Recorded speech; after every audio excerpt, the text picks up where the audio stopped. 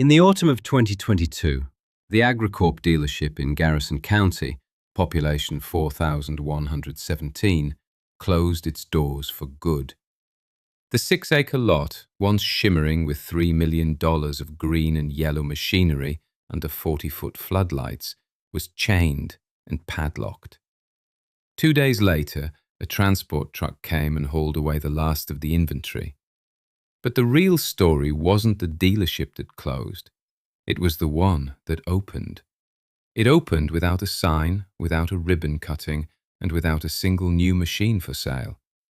It opened when Arthur Pinter, age 74, unchained the gate to the 18-acre field behind his workshop. For the past 18 years, the farmers of Garrison County had hauled their broken, unrepairable, warranty-voided tractors to that gate, and now he had them all. Let me tell you about Arthur Pinter. Arthur was 74 years old in 2022, and he had been a mechanic for 58 of those years. He started at 16, in the same cinder block building his father, Elias, had built in 1946 with lumber from a decommissioned army barracks. The shop was 1,200 square feet, with a concrete floor his father had poured and leveled by hand. It was dark, smelled of cold steel and soluble oil, and was heated by a wood stove made from a 55-gallon drum. Arthur was known for two things. He could listen to an engine over the phone and diagnose a faulty hydraulic lifter from 3 counties away, and he never, ever threw a part away. His father had taught him the first skill. The second was a lesson ingrained by the frugality of his grandfather, a man who had survived the Depression with one set of wrenches and a belief that waste was a moral failing. That set of wrenches still hung on a pegboard above the main workbench. They were German-made from a company called Stahlwiller, purchased by Arthur's grandfather in 1931 for $18, a sum that was then equivalent to a month's wages. The steel was dark with the patina of 91 years of oil and sweat, the sizes stamped in metric, a strange affectation for a man who worked exclusively on American-made machines. But his grandfather had insisted. Good steel, he'd say, doesn't care what you measure, it just holds. Arthur inherited the wrenches, the shop, and the philosophy. Every bolt, every bearing, every gasket he ever replaced was cleaned, oiled, and stored in a series of meticulously labelled coffee cans that lined the walls. To an outsider, it looked like hoarding. To Arthur, it was a library. For 40 years, from 1964 to 2004, Arthur Pinter's shop was the mechanical heart of Garrison County. He fixed the tractors that planted the corn, the combines that harvested the soy, and the trucks that took it all to market. He worked on John Deere, on Case IH, on Alice Chalmers. He knew the peculiar whine of a 4020's transmission and the exact torque required for the head bolts on a Farmall Model H. He charged $45 an hour for his labour, a rate he'd raised only 3 times in his life. He sent bills written in pencil on the back of used envelopes. The farmers paid him, sometimes with cash, sometimes with a side of beef or a quart of oak. It was a closed system, an economy of trust and cast iron. It worked. Then, in the spring of 2004, the world changed. It arrived in the form of a man named David Sloan and a company called AgriCorp. David Sloan was 38 years old, had been an AgriCorp regional manager for 6 years, and was known for his unshakable confidence in data-driven solutions. He wore a pressed polo shirt with the corporate logo stitched over the heart, khaki pants, and shoes with no scuffs.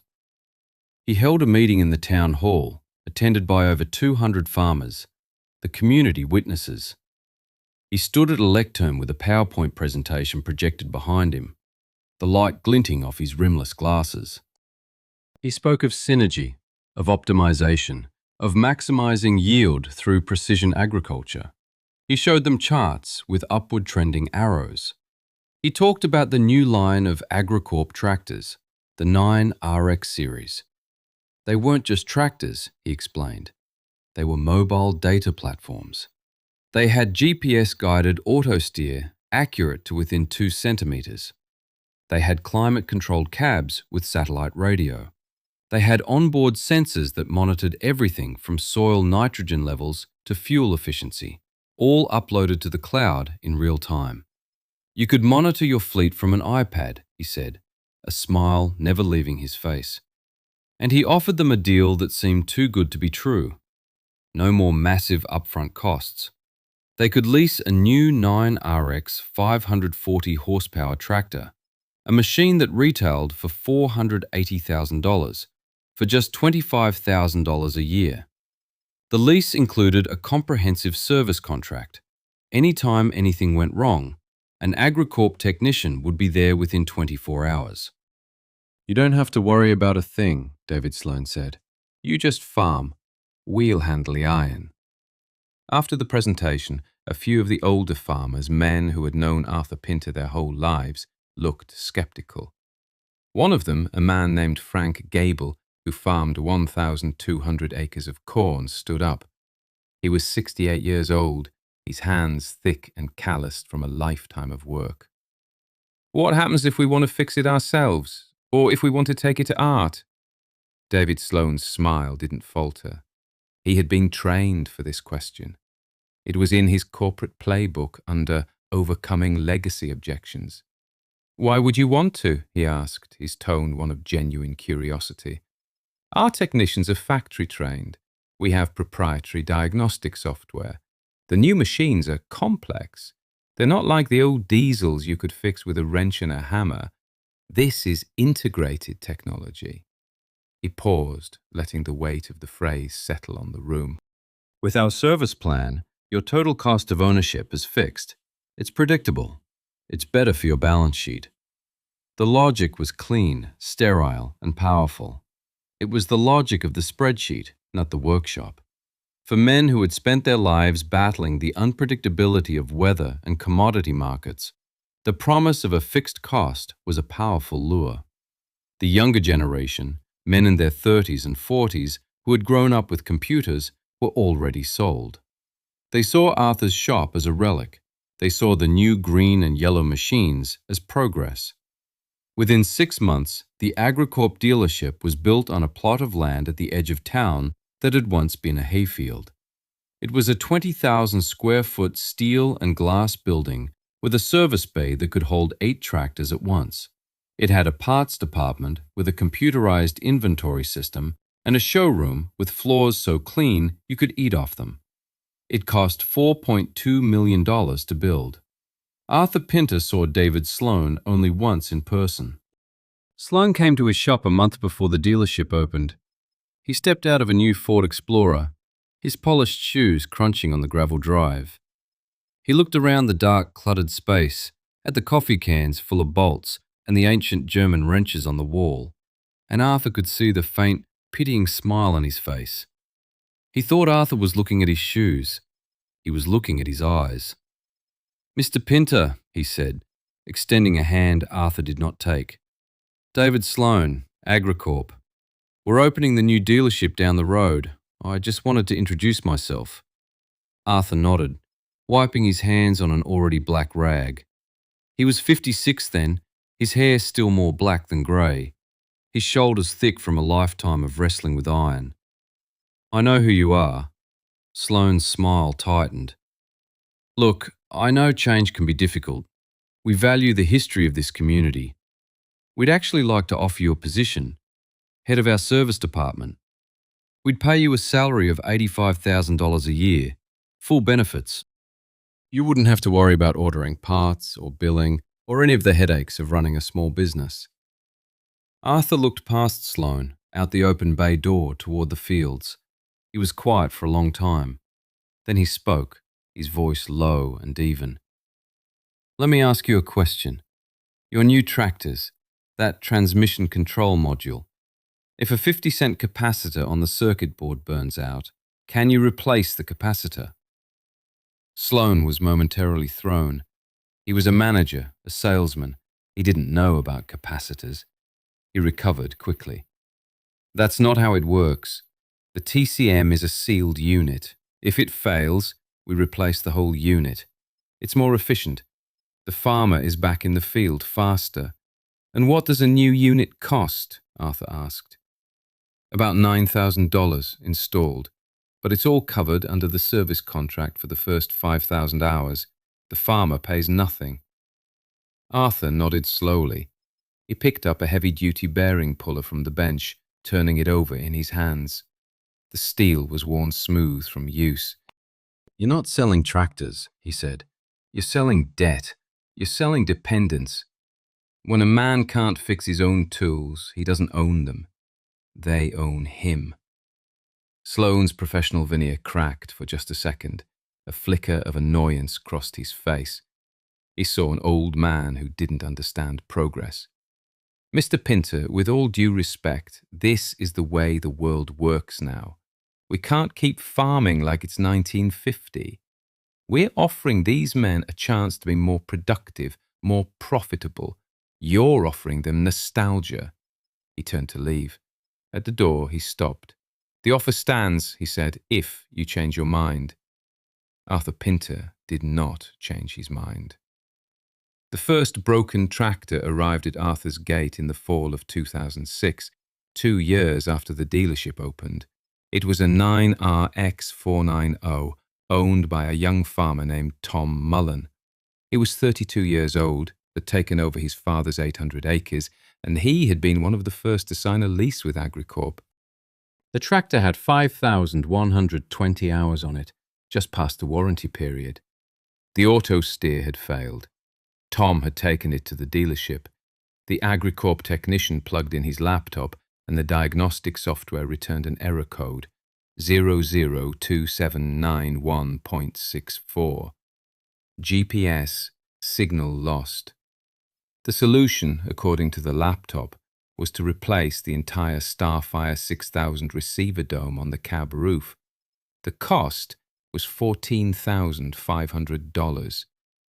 Tom Mullen didn't have $14,500.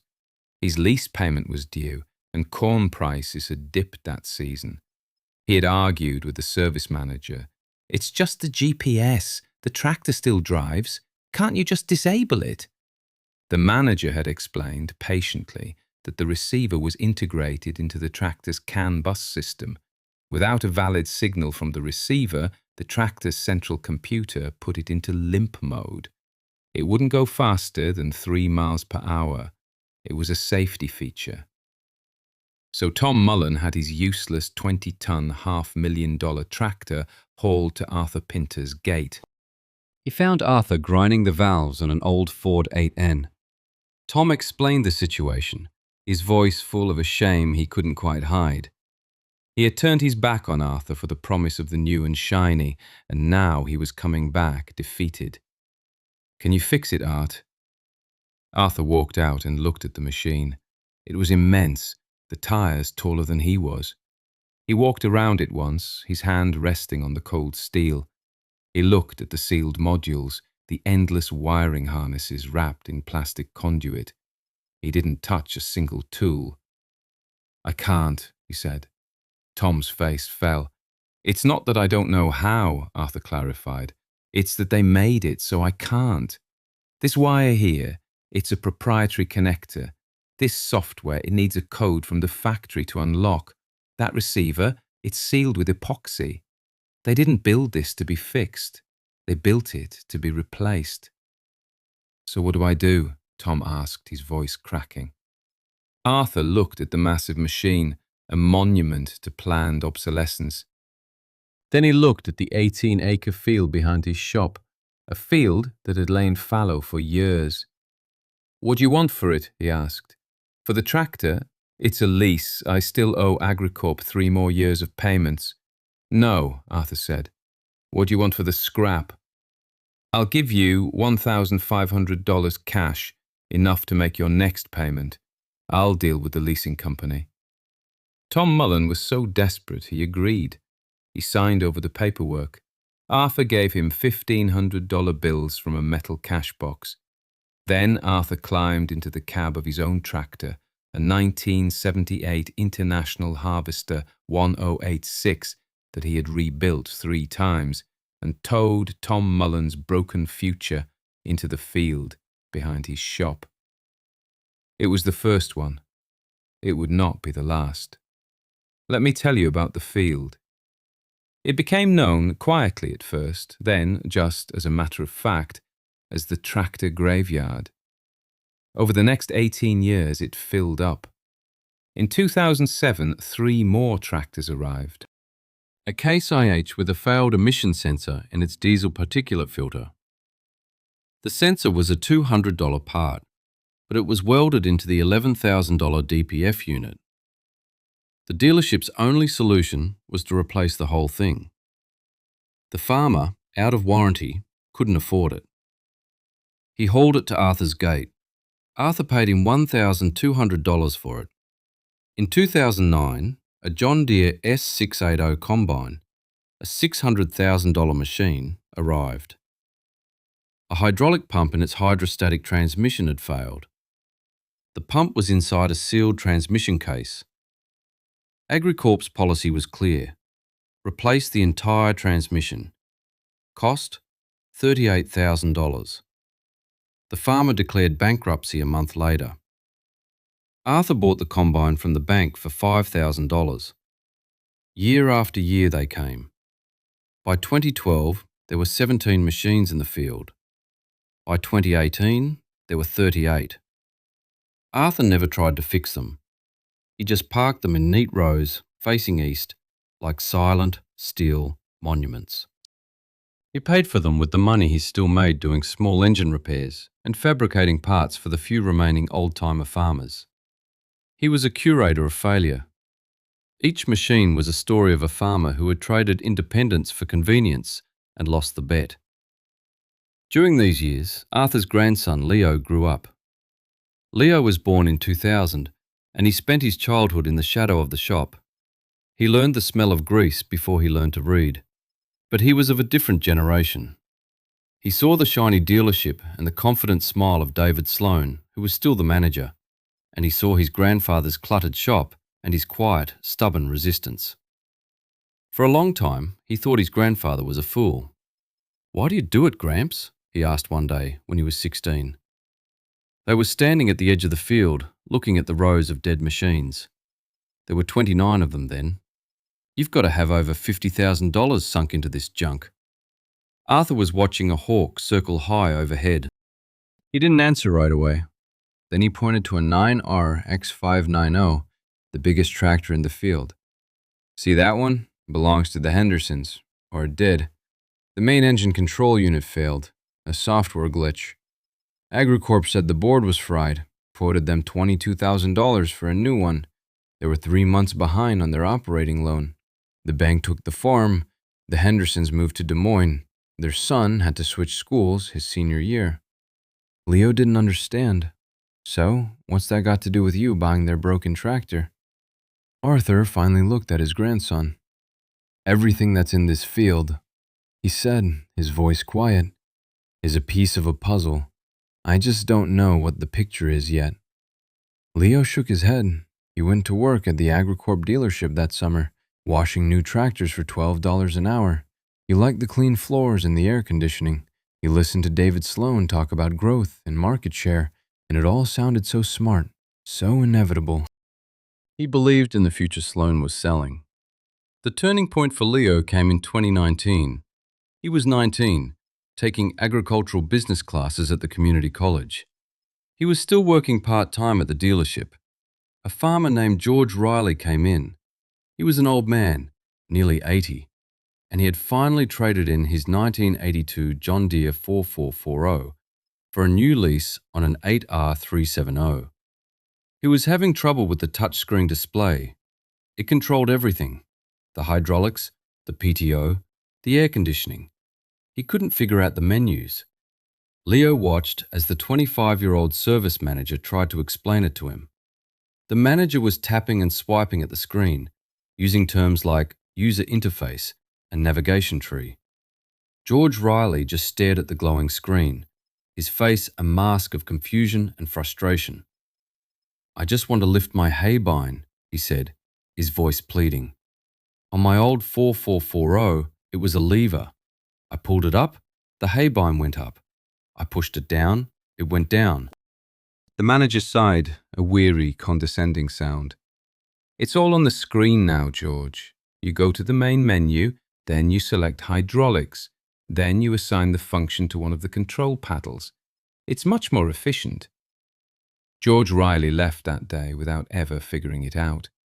Leo saw him drive away in his new $400,000 tractor, a machine he was paying for but could not control.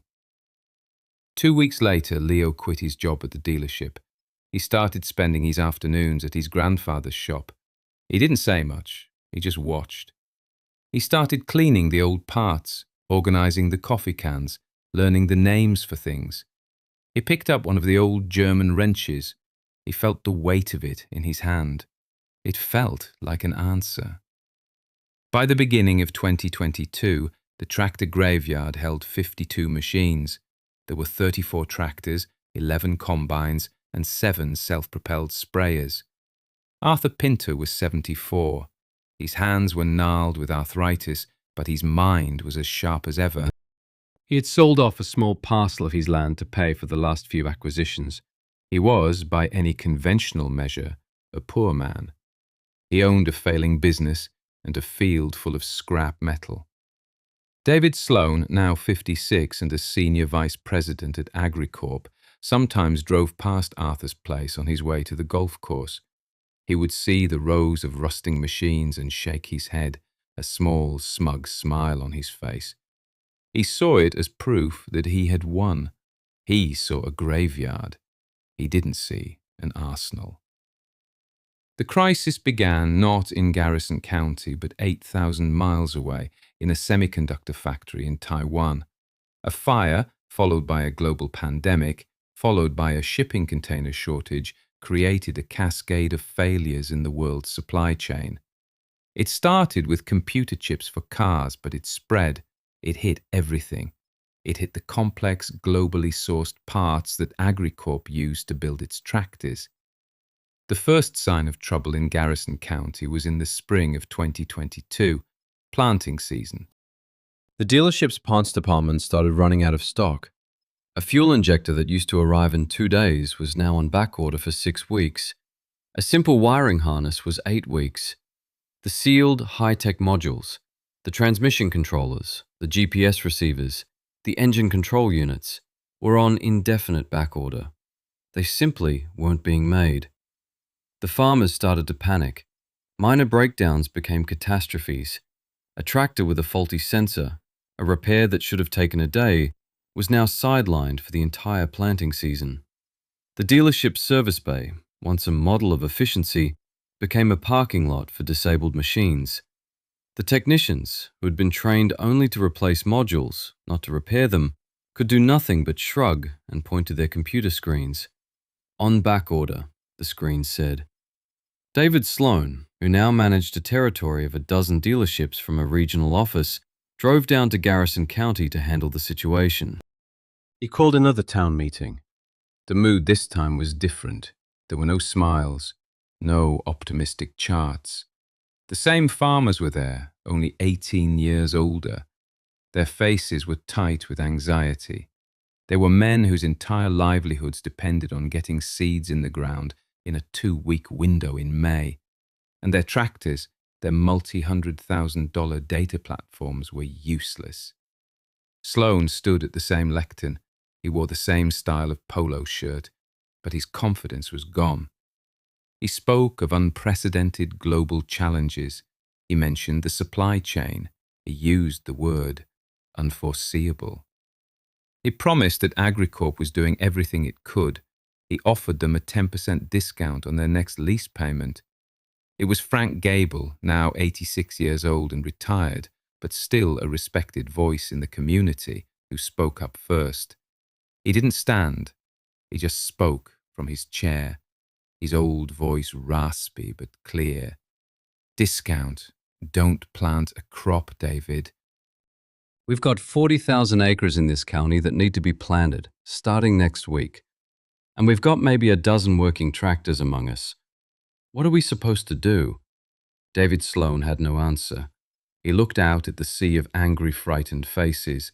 These were the men he had promised to take care of, the men he had told to stop worrying about the iron. He had sold them a system that was sleek, efficient, and profitable, but he had also sold them a system that was brittle, and now, under stress, it had shattered. There was a long, heavy silence in the room, the community witnesses. Then, from the back, another voice spoke.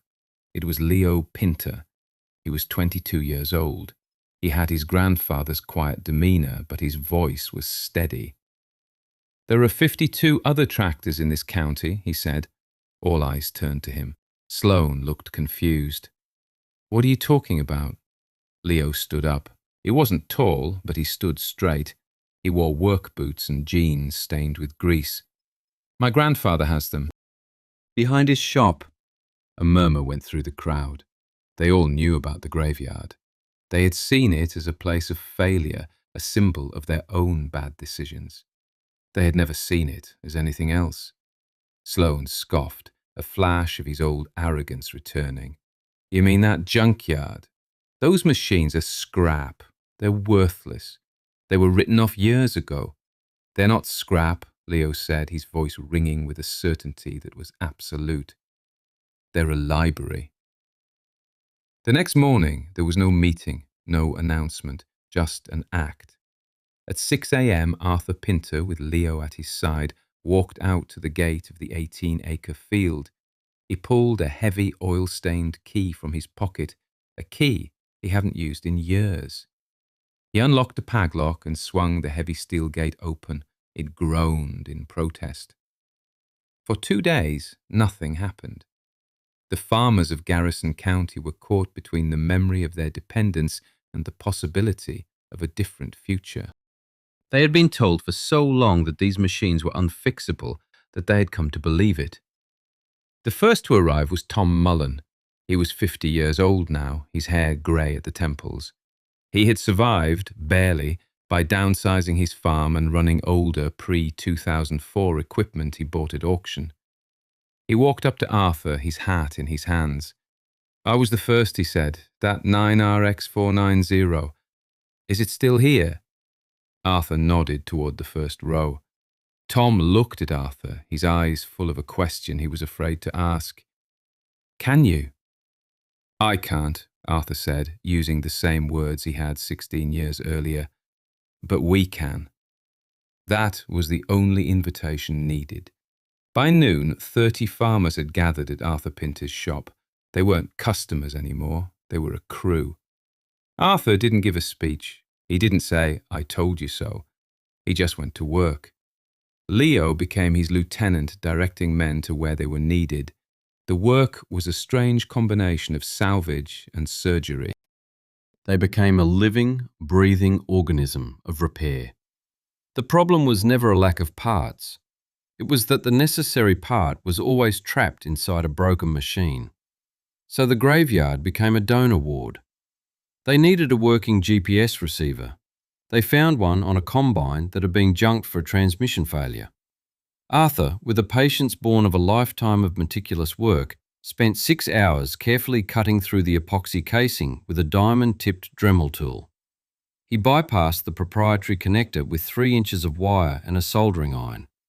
When he was done, he held up the small, liberated circuit board. The farmers gathered around, stared at it like it was a holy relic. They installed it in Tom Mullen's tractor. They powered it on. The screen, dark for 16 years, flickered to life. A cheer went up from the men. It was the first of many. They needed a transmission control module. They took one from a sprayer with a cracked frame, a fuel injector from a tractor with a fried ECU, a hydraulic pump from a combine with a blown engine. They were violating warranties that had expired a decade ago. They were breaking rules set by a corporation that had abandoned them. They were not replacing, they were repairing. They were not just fixing machines, they were rebuilding a community. Arthur was the general, Leo his field commander. The farmers were his army. They worked for 4 days straight, fueled by coffee and sandwiches brought by their wives and neighbours. The sound of wrenches and impact guns filled the air from dawn till dusk. They were rediscovering a language they had almost forgotten, the language of self-reliance. David Sloan drove by once. He stopped his car on the road and watched the scene for a long time, men swarming over the dead machines, bringing them back to life. He didn't see chaos. He saw a system he had never accounted for, a system based not on efficiency, but on resilience. He shook his head, not in smugness this time, but in something that looked like defeat. Then he drove away. He was never seen in Garrison County again. By the end of the week, 41 tractors rolled out of Arthur Pinter's gate and into the fields. The AgriCorp dealership closed 2 months later. The official reason given was market consolidation.